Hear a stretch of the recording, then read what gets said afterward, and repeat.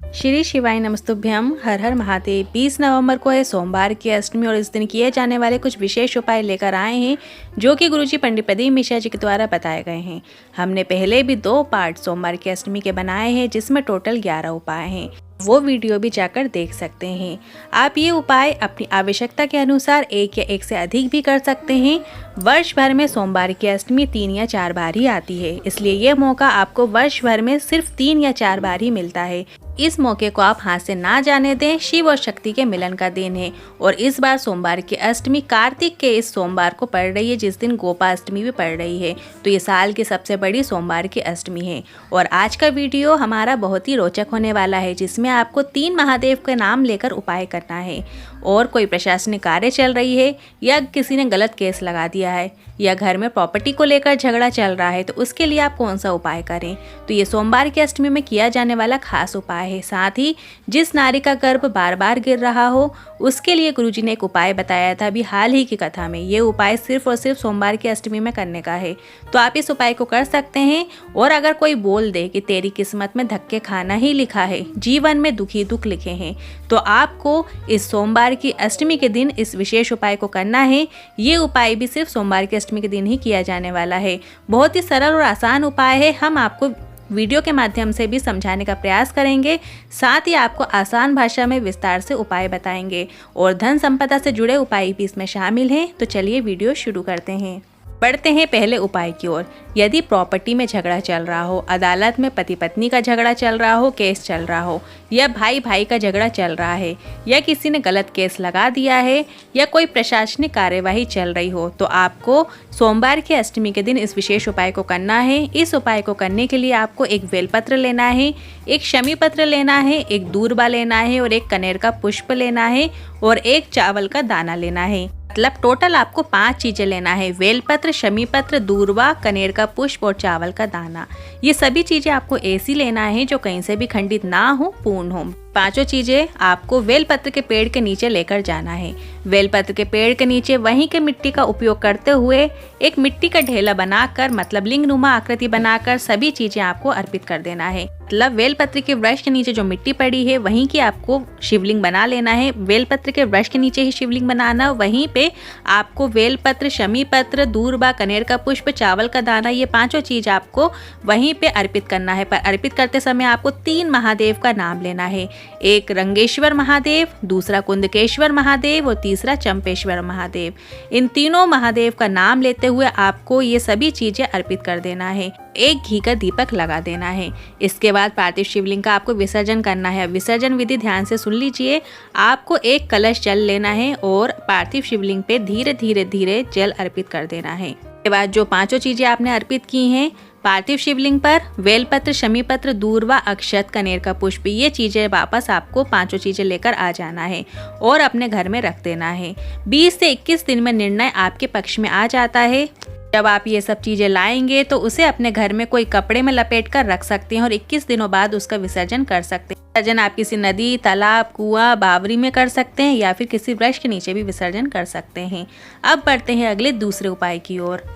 अगर आपको किसी ने बोल दिया कि तेरी किस्मत में धक्के खाना ही लिखा है, जीवन में दुखी दुख लिखे हैं, तो उसे कहने दो, पर आपको एक प्रयास करना है। ये उपाय उन लोगों के लिए है जिसके जीवन में बहुत अधिक तकलीफें, दुख हैं, पर व्यवसाय एकदम ठप पड़ा हुआ है। लाख उठाने की कोशिश कर ली पर वो उठ ही नहीं रहा है। तो आपको इस सोमवार की अष्टमी में इस विशेष उपाय को करना है। आपको इस उपाय को करने के लिए देसी गौ माता का सुबह का दूध चाहिए होगा। मतलब देसी गौ माता के सुबह का जो दूध है वो कच्चा आपको ले लेना है। काफ़ी सरल और आसान उपाय है। बस आपको एक बेलपत्र लेना है और गाय का कच्चा दूध ले लेना है। थोड़ा सा गाय का घी ले लेना है। सबसे पहले बेलपत्र की ऊपर वाली पत्ती पे आपको, मतलब बीच वाली पत्ती में गाय का दूध लगा लेना है और नीचे की जो दोनों पत्तियां हैं उसमें आपको घी लगा लेना है, जैसा कि आप वीडियो के माध्यम से देख सकते हैं। काफ़ी सरल और आसान उपाय है।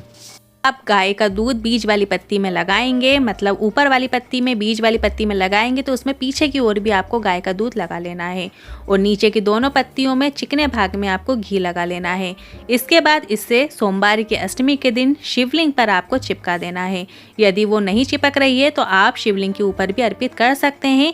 डंडी का मुख जलाधारी की ओर करते हुए अर्पित कर दीजिएगा। ये विशेष उपाय आपको सिर्फ और सिर्फ सोमवार की अष्टमी के दिन ही करना है। दुख आ ही नहीं सकते, अगर दुख आ भी गया है उसका आपको अनुभव भी नहीं होगा। ये गुरुजी का बताया हाल ही की कथाओं का बिल्कुल नया उपाय है। सोमवार की अष्टमी का उपाय है तो इसे आप इसी 20 नवंबर सोमवार की अष्टमी के दिन कर सकते हैं। अब बढ़ते हैं अगले तीसरे उपाय की ओर। ये उपाय गुरुजी ने अभी हाल ही में पूर्ण हुई देव पितृ शिव महापुराण कथा में बताया था। ये सोमवार की अष्टमी का विशेष उपाय है। उन्होंने बताया था जिनका बार बार गर्भ गिर जाता हो, जिस नारी का बार बार गर्भ गिरता है, गर्भ नष्ट होता चला जाता है या फिर पूर्ण विकसित नहीं हो पाता है, तो आपको इस विशेष उपाय को करना है। ये उपाय सिर्फ और सिर्फ सोमवार की अष्टमी के दिन ही करना है। आपको एक बेलपत्र पीवरी माता का नाम लेते हुए शिवलिंग के ऊपर अर्पित कर देना है। फिर शिवलिंग पर से अपनी झोली पसार कर अपनी कामना करते हुए श्री शिवाय नमस्तुभ्यं मंत्र के साथ वो बेलपत्र वापस आपको प्राप्त कर लेना है। इसके बाद वही बेलपत्र को आपको पीवरी माता का नाम लेते हुए खा लेना है। जो नारी सोमवार की अष्टमी के दिन वो बेलपत्र पीवरी माता का नाम लेकर खा लेती है उसका बच्चा कभी गिर ही नहीं सकता, विकलांग भी नहीं हो सकता, बच्चा स्वस्थ जन्म लेता है।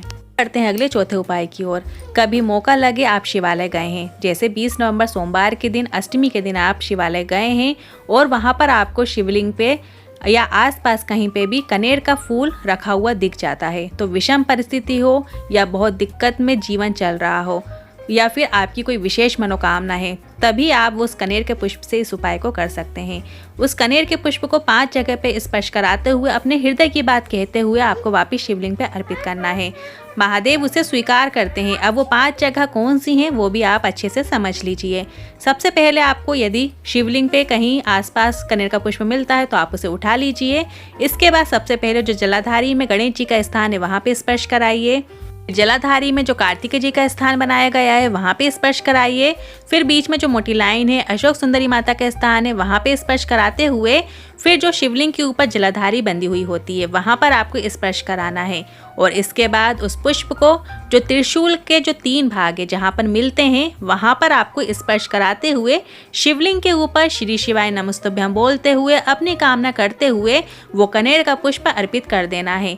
मात्र इतना कर देने से 3 माह में आपकी कामना पूरी हो जाती है और विपत्ति बड़ी ही क्यों ना हो, विकट समस्या क्यों ना हो, वो भी मात्र 3 महीने में आपसे विपत्ति दूर हो जाती है। ये विशेष उपाय आप वैसे तो कभी भी किसी भी दिन कर सकते हैं, पर यदि आप इस सोमवार की अष्टमी में करते हैं तो आपकी कामना निश्चित ही पूर्ण होती है। करते हैं अगले 5वें उपाय की ओर। ये उपाय गुरुजी ने कार्तिक माह की अष्टमी में करने को बताया था। तो कार्तिक माह की जो अष्टमी है वो इसी सोमवार की अष्टमी में मतलब गोपा अष्टमी 20 नवंबर के दिन पड़ रही है, तो इस दिन आप इस उपाय को कर सकते हैं। अब आप ये समझ लीजिए ये उपाय किन्हें करना है। जिनके जीवन में धन संपदा की कमी है या घर में बीमारियां चल रही हैं और पैसा बीमारियों में ही जा रहा है, तो आप इस विशेष उपाय को कर सकते हैं। आपको एक बेलपत्र की आवश्यकता होगी और एक शमी पत्र की आवश्यकता होगी। बेलपत्र भी आपको ऐसा लेना है जो कहीं से भी खंडित ना हो, पूर्ण हो, और एक शमी पत्र आपको लेना है। इसके बाद आपको एक बेलपत्र और शमी पत्र लेकर शिवालय पहुंच जाना है। बेलपत्र आपको जैसे उल्टी अर्पित करते हैं वैसे ही आपको माता अशोक सुंदरी के स्थान पर अर्पित करना है और बेलपत्र की डंडी आपको जलाधारी की ओर नहीं रखना है। बेलपत्र की डंडी आपको शिवलिंग की ओर करते हुए माता अशोक सुंदरी के स्थान पर अर्पित कर देना है।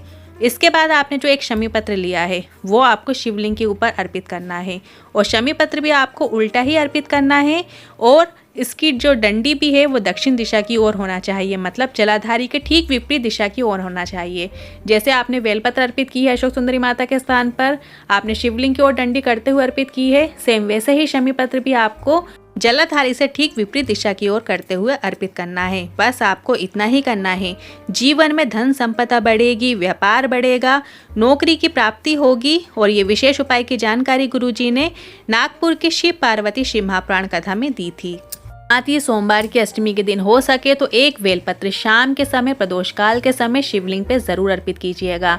इससे घर में धन संपदा की कभी कमी नहीं आती है। आप कुछ उपाय करें या ना करें, पर आप एक बेलपत्र शाम के समय प्रदोष काल के समय शिवलिंग पे जरूर अर्पित कीजिएगा। साथ ही आपको 3 जगह दिए लगाना है। एक दिया आपको बेलपत्र के वृक्ष के नीचे लंबी बाती का लगाना है। घी का दिया लगाइएगा। श्री शिवाय नमस्तुभ्यम बोलते हुए वो दिया प्रज्वलित कीजिएगा। दूसरा दिया आपको शिव मंदिर की चौखट में लगाना है, प्रज्वलित करना है। श्री शिवाय नमस्तुभ्यम मंत्र का स्मरण करना है। यदि आप चौखट में नहीं लगा पा रहे हैं तो शिव मंदिर के अंदर भी लगा सकते हैं, शिवलिंग के सामने लगा सकते हैं। दिया आप जब प्रज्वलित करेंगे तो गोल बाती का घी का दिया होना चाहिए। श्री शिवाय नमस्तुभ्यम मंत्र का स्मरण कीजिएगा। और तीसरा दिया अपने घर की चौखट में आपको प्रज्वलित करना है।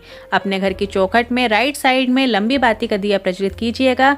जब आप बाहर से अंदर की ओर मतलब घर की ओर देखते हैं तब आपका राइट हैंड साइड चौखट की ओर होना चाहिए। तब वहां पर आपको वो दिया प्रज्वलित करना है। श्री शिवाय नमस्तुभ्यम मंत्र का स्मरण जरूर कीजिएगा। आज के इन उपायों से लेकर मन में कोई सवाल है, क्वेश्चन है तो आप कमेंट बॉक्स के जरिए पूछ सकते हैं। वीडियो थोड़ा भी उपयोगी लगा हो तो वीडियो को लाइक करके कमेंट बॉक्स में हर हर महादेव जरूर टाइप कीजिएगा। श्री शिवाय नमस्तुभ्यम।